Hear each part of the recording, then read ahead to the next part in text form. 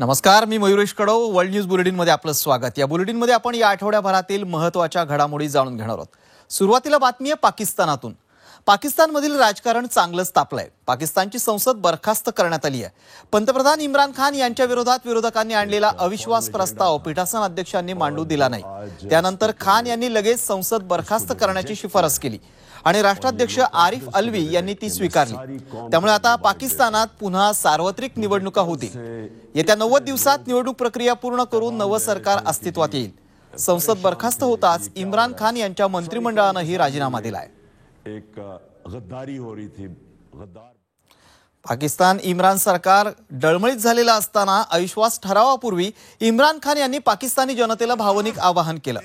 पाकिस्तानी जनतेला सहानुभूती मिळावी म्हणून इम्रान खान यांनी पुन्हा एकदा काश्मीरचा राग आळवला. भारतासोबत शत्रुत्व नाही, मात्र काश्मीरवरून मतभेद असल्याचं सांगत नवाज शरीफ आणि मोदींच्या भेटीकडेही त्यांनी बोट दाखवलं. ये एंटी अमेरिकन या एंटी यूरोपियन, एंटी इंडियन भी नहीं थी. इंडिया के खिलाफ सिर्फ जब उन्होंने कश्मीर के ऊपर इंटरनेशनल कानून तोड़ा, जब उन्होंने कश्मीर का स्टेटस लिया 5 अगस्त 2019 में, तब मैंने उनके खिलाफ बात की और हर फोरम पे की. नवाज शरीफ का बरका दत्त की किताब में है कि वो नेपाल के अंदर नरेंद्र मोदी से छुप छुप के मिल रहा था अपनी फौज से बचने के लिए. आणि आता बातमी आहे युद्धासंदर्भातली. रशिया युक्रेन युद्धाला 40 दिवस उलटलेत, मात्र युद्ध शमण्याची चिन्ह दिसत नाहीयेत. त्यातच रशियाच्या बेलगोरोड ऑइल डेपोला अचानक भीषण आग लागल्यानं रशियात खळबळ माजली आहे. या हल्ल्यावरून आता रशिया आणि युक्रेन यांच्यात आरोप प्रत्यारोप सुरू झालेत. युक्रेनचा रशियावर प्रतिहल्ला. रशियातील ऑइल डेपो आगीत भस्मसात. रशिया युक्रेन युद्ध आणखी भडकणार. रशिया आणि युक्रेन युद्धात एक नवा ट्विस्ट आलाय. रशियात युक्रेन सीमेजवळच्या बेलगोरोड या शहराच्या जवळ असलेल्या ऑइल डेपोला मोठी आग लागली. हा ऑइल डेपो सध्या धुमसतोय. हा हल्ला युक्रेनच्या हवाई दलाने केल्याचा रशियाचा आरोप आहे. ही आग एवढी भीषण होती की तब्बल 170 फायर फायटर्स आग विझवण्यासाठी युद्ध पातळीवर झटले. या आगीत 2 कर्मचारी जखमी झालेत. आग कित्येक किलोमीटरवरून दिसत होती. या संपूर्ण परिसरात काळा पांढरा धूर पसरला होता. रशियातल्या रोजनेफ्ट या कंपनीचा हा अवाढव्य ऑइल डेपो होता. या ऑइल डेपोमधून रशियाला युक्रेनमधील लष्करी कारवाईसाठी मोठ्या प्रमाणात तेल पुरवठा सुरू होता, मात्र त्यालाच आग लागली. युक्रेनच्या हवाई दलाने इथे हवाई हल्ला केल्याचा रशियाचा आरोप आहे. युक्रेनच्या 2 Mi-24 हेलिकॉप्टर्सने इथे हल्ला चढवल्याचा रशियाचा दावा आहे. या हल्ल्याला योग्य प्रत्युत्तर दिलं जाईल असा इशारा रशियाने दिलाय. युक्रेनचं हवाई दल नष्ट केल्याचा दावा रशिया करत होता. हा दावा केल्याच्या दुसऱ्याच दिवशी रशियाच्या भूमीवरील या ऑइल डेपोला अचानक आग लागली. रशियाचा दावा खोडून काढण्यासाठीच युक्रेनने हा हल्ला केल्याचा संशय व्यक्त केला जातोय. मात्र रशियाच्या आरोपांबाबत झेलेन्स्की यांनी स्पष्ट बोलायला नकार दिलाय. मी माझ्या ऑर्डर्सबाबत कधीही जाहीर भाष्य करत नाही असं बोलून झेलेन्स्की यांनी संभ्रम आणखी वाढवलाय. दरम्यान या आगीमुळे रशियाच्या युक्रेनमधील कारवाईवर मोठा परिणाम होईल. अगदी रशियाला सैन्यही मागे घ्यावं लागू शकतं अशी माहिती ब्रिटिश गुप्तहेरांनी दिली आहे. मात्र आगीने आता युद्धात नवा ट्विस्ट आलाय हे नक्की. रशिया आता आणखी तीव्र हल्ले करणार की माघार घेणार याची उत्सुकता आहे. ब्युरो रिपोर्ट, झी24 तास. रशियाचे अध्यक्ष पुतीन हे युक्रेनचे अध्यक्ष झेलेन्स्की यांच्यावर कमालीचे संतापलेत. झेलेन्स्कींना थेट ठोकून काढण्याची भाषा पुतीन यांनी केली आहे. नेमकं काय घडलं त्यामुळे पुतीन भडकले, पाहूयात हा रिपोर्ट.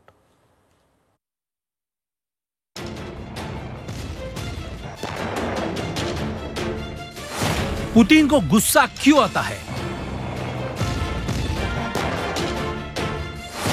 झेलेन्स्कीच्या पत्रावर पुतिन भडकले. थेट झेलेन्स्कींना बदडण्याची भाषा. युक्रेन रशिया युद्ध अपेक्षेपेक्षा अधिक लांबत चालल्यामुळे पुतिन जाम वैतागलेत. त्यात झेलेन्स्कींनी त्यांच्यासमोर संधी करण्यासाठी नको त्या अटी ठेवल्यामुळे आणखीनच आगीत तेल ओतलं गेलंय. त्यामुळे वैतागलेल्या पुतीन यांचा संयम सुटला असून त्यांनी थेट झेलेन्स्कींना ठोकून काढण्याची भाषा वापरली. रशियन प्रभावशाली उद्योगपती रोमान अब्रामोविच हे सध्या दोन्ही देशांदरम्यान मध्यस्थीचे प्रयत्न करत आहेत. शांती चर्चा करणाऱ्या शिष्टमंडळाचाही ते भाग आहेत. झेलेन्स्की यांच्याकडून एक शस्त्रसंधीचं पत्र घेऊन अब्रामोविच हे पुतीन यांच्याकडे गेले. स्वतः लिहिलेल्या या पत्रात झेलेन्स्की यांनी युद्ध समाप्तीसाठी पुतीन यांच्या समोर काही अटी ठेवल्या. त्या अटी वाचल्यानंतर पुतीन यांचा संयमच सुटला. पुतीन अब्रामोविच यांच्यावर जोरदार कडाडले. जाऊन सांग त्याला, मी त्याला चांगलाच बदडून काढेन. रोमान अब्रामोविच हे रशियातले एक प्रभावशाली व्यावसायिक आहेत. युरोपमधील प्रसिद्ध चेल्सी या फुटबॉल क्लबचेही ते मालक आहेत. अब्रामोविच यांची आई युक्रेनची आहे तर वडील रशियन.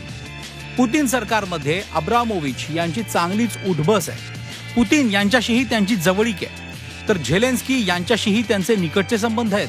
त्यामुळे दोन्ही देशांमध्ये शांती वार्तेसाठी त्यांनी पुढाकार घेतला. झेलेन्स्की यांचा शांती संदेश घेऊन ते पुतीन यांच्याकडे गेले असता पुतीन यांच्या भावनांचा स्फोट झाला. दोन्ही देशांदरम्यान आता इस्तंबूल इथे शांती वार्तेची पुढची फेरी होणार आहे. एकीकडे युक्रेनमधील हल्ले सुरू असले तरी अण्वस्त्र वापराचं रशियाच्या मनातही नाही असं पुतीन यांच्या प्रवक्त्याने स्पष्ट केलंय. त्यामुळे तुर्तास तरी युद्धात अण्वस्त्र वापराचा धोका टळल्याचं दिसतंय. ब्युरो रिपोर्ट, झी24 तास. रशिया युक्रेन युद्धाची झळ साऱ्या जगाला बसतीये. युद्धामुळे अनेक उद्योगधंदे ठप्प झाले तर दुसरीकडे शस्त्र विकणाऱ्या कंपन्या मात्र मालामाल झाल्यात. या कंपन्यांसाठी युद्धाचं बिझनेस मॉडेल कसं फायदेशीर ठरतंय यावर प्रकाश टाकणारा आमचा हा स्पेशल रिपोर्ट.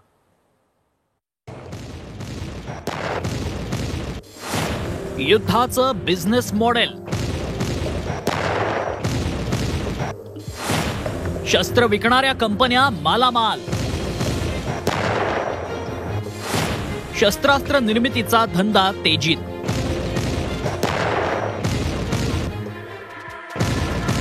एक महिना उलटला तरी रशिया युक्रेन युद्ध थांबायची चिन्ह दिसत नाहीये. जिकडे पाहावं तिकडे केवळ युक्रेनची बेचिराख शहरं नजरेला पडताय. या युद्धानं अनेकांचे संसार उद्ध्वस्त झाले. मात्र यात एक धंदा प्रचंड तेजीत आहे. तो म्हणजे शस्त्रास्त्रांची निर्मिती आणि विक्री.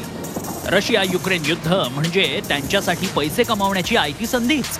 याच संधीचा फायदा घेत हत्यारं बनवणाऱ्या कंपन्यांनी घसघशीत कमाई केली आहे. महत्वाचं म्हणजे यातल्या बहुतांश कंपन्या अमेरिका आणि इतर पाश्चिमात्य देशांमध्ये आहेत. एकीकडे शांतीच्या गप्पा हाकायच्या आणि दुसरीकडे कमजोर देशांमध्ये अस्थिरता निर्माण करायची आणि नंतर त्यांना युद्धाच्या खाईत ढकलून शस्त्रास्त्र पुरवण्याचा धंदा करण्याचा या देशांचा खरा अजेंडा आहे.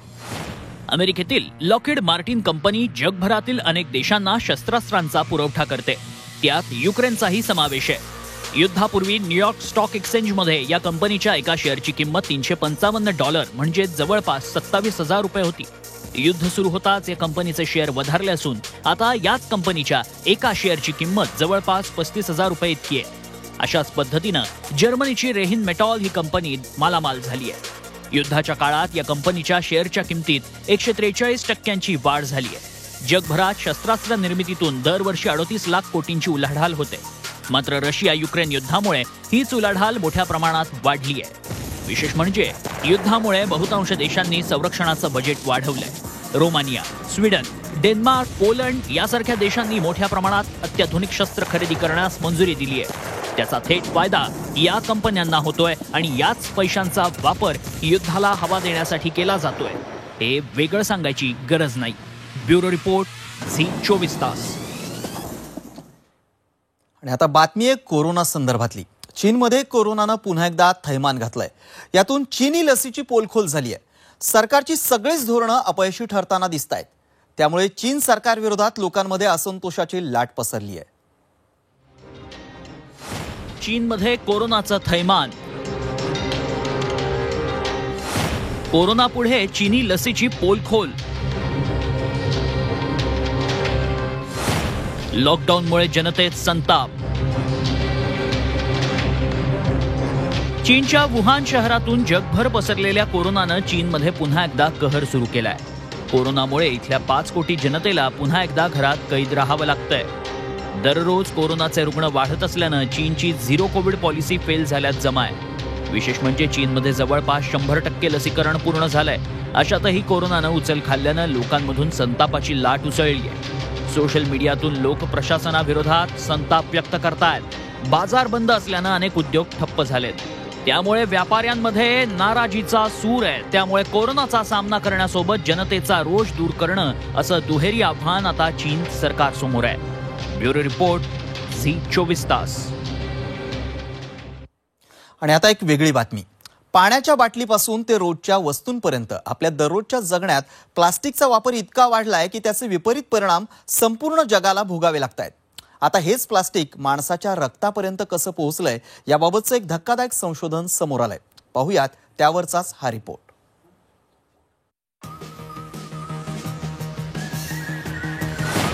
तुमच्या रक्तात प्लास्टिक. 80% लोकांचं रक्त दूषित. प्लास्टिक युक्त रक्त करेल तुमचा घात.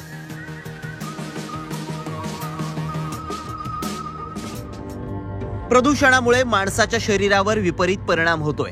मात्र आता हे दुष्परिणाम थेट तुमच्या रक्तावर व्हायला लागल्याची धक्कादायक माहिती एका संशोधनातून समोर आली आहे. याला कारण आहे प्लास्टिकच. प्लास्टिक सारख्या घातक पदार्थांचे भयानक दुष्परिणाम आपल्या शरीरावर होत आहेत. जगभरातील तब्बल 80% लोकांच्या शरीरातील रक्त प्लास्टिकमुळे दूषित झाल्याचा दावा शास्त्रज्ञांनी केलाय. डच मधल्या संशोधकांनी यावर एक रिसर्च केलाय. या संशोधकांनी नेदरलँडमधील वेगवेगळ्या वयोगटातल्या 22 लोकांच्या रक्ताच्या नमुन्यांची तपासणी केली. त्यातील 17 जणांच्या रक्तात मायक्रोप्लास्टिक आढळून आलं. विशेष म्हणजे एका 8 वर्षांच्या मुलीच्या रक्तातही प्लास्टिक सापडलंय. ही मुलगी दररोज सिंथेटिक मटेरियलच्या खेळण्यांसोबत खेळते. त्याचाच हा परिणाम असल्याचा निष्कर्ष संशोधकांनी काढलाय. गंभीर बाब म्हणजे कोणत्या न कोणत्या माध्यमातून दररोज मानवी शरीरात 7000 प्लास्टिकचे कण प्रवेश करतात असाही दावा या संशोधकांनी केलाय. अर्थात ज्या रुग्णांच्या रक्तात प्लास्टिकचे अंश सापडले त्यांना सध्या तरी कोणतेही गंभीर आजार नाहीत. मात्र हे प्लास्टिक शरीरात ब्लॉकेजेस तयार करू शकतात. त्यामुळे त्यांना भविष्यात गंभीर आजार होण्याची शक्यता नाकारता येत नाही. प्लास्टिकमुळे रक्ताचा कॅन्सर, डायबिटीज, पोटाचे विकार होऊ शकतात. आतड्यांना इजा पोहोचून पचनाची क्रिया बिघडू शकते. याशिवाय श्वसनाचे गंभीर आजार होऊ शकतात. त्याचे गोळे तयार होतात शरीरामध्ये आणि ह्या जे काही गोळे आहेत त्याच्यामुळं रक्तवाहिन्यांवर परिणाम होऊन हृदय, मेंदू या सर्वांवर परिणाम होऊ शकतो. त्याचप्रमाणे दीर्घकाळ हे प्लास्टिक शरीरामध्ये अशा पद्धतीने थोडं थोडं जमत राहिलं तर त्यापासून कर्करोगाची सुद्धा शक्यता आहे.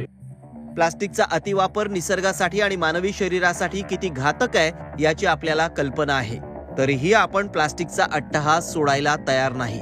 त्यामुळे आपण प्लास्टिकला आळा घातला नाही तर आरोग्याचं संकट बळावल्याशिवाय राहणार नाही. पुण्याहून अरुण मेहत्रेचा ब्युरो रिपोर्ट, झी 24 तास. आणि आता बातमी आहे एका चवताळलेल्या रेड्याची. रेड्याची झुंज तुम्ही कधी पाहिली असेल तर ही बातमी पाहून तुम्हाला ती झुंज नक्की आठवेल. पण इथं झुंज नाहीये, तर इथं एका रेड्याचं रौद्र रूप पाहायला मिळालंय. नक्की काय केलं या रेड्यानं तुम्हीच पहा.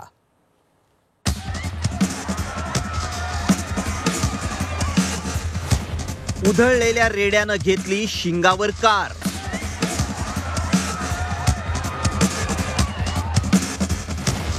रेड्याचा रुद्रावतार पाहून प्रवासी घाबरले फार.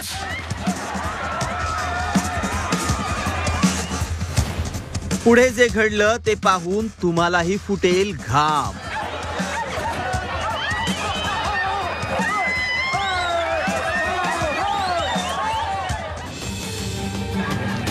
भर चौकात उधळलेल्या या रेड्याला पाहताच तुम्हाला घाम फुटेल.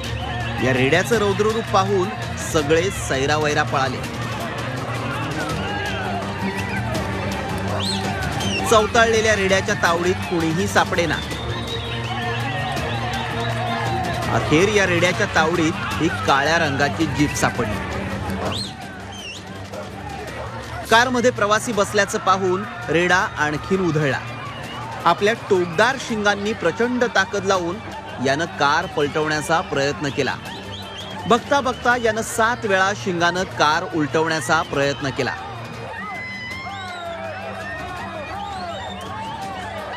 यावेळी गाडीतील प्रवासी हादरून गेले. काय करावं हेच त्यांना कळत नव्हतं. खाली उतरलो तर रेडा मारणार आणि गाडीत बसलो तर कार उलटणार, ही दुहेरी भीती त्यांच्या मनात होती. मात्र याला कार काही उलटी करायला जमली नाही. यानं गाडीच्या एका भागाची मोडतोड करून टायर पंक्चर केलं. यावेळी आजूबाजूला लोकांची गर्दी होती. या रेड्यासमोर कपडा टाकून त्याचं लक्ष विचलित करण्याचा प्रयत्न केला आणि या रेड्याच्या तावडीतून गाडीतल्या लोकांची सुटका झाली.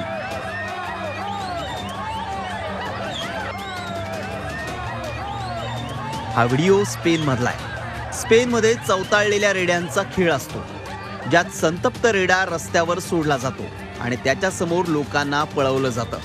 पण रेड्याच्या तावडीत कुणीच न सापडल्यानं रेडा चवताळला आणि त्याचा सारा राग जीपवर निघाला. ब्युरो रिपोर्ट, झी 24 तास.